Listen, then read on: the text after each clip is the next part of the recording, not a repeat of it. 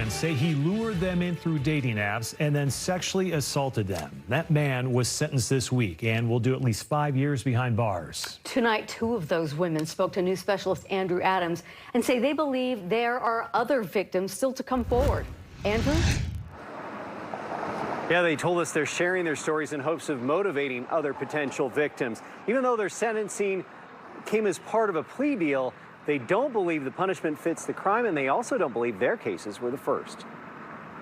No one has played that night back more than I have. 2.5 years later. Just went from having a good time laughing to, oh my gosh, I'm gonna die. The match she made on Mutual still haunts her. I met him for dinner. Christy says she should have picked up on Samuel Faber's red flags early, including him flashing his gun at the restaurant. But she gave him the benefit of the doubt when he wanted to go back to his house to show her a car. Then he ended up just like taking all of his clothes off right there in the kitchen. The date deteriorated until Christy feared for her life.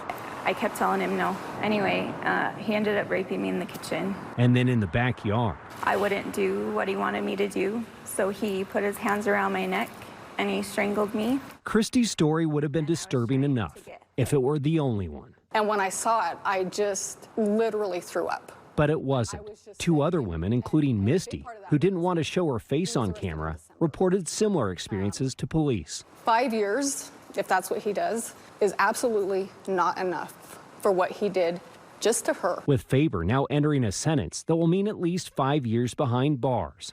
I didn't think I could run because he had a gun.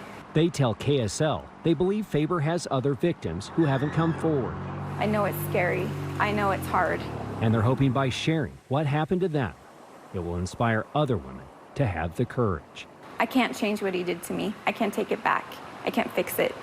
But I can stop it from happening to someone else. The women in our story are also hoping for changes in sentencing laws that could lead to tougher penalties. But in the meantime, they're urging women to use dating best practices, which means meeting in public places, traveling separately, and of course, listening to gut instincts, and definitely reporting sexual misconduct. Back to you. Yeah, awful story. Yeah, Andrew, thank you.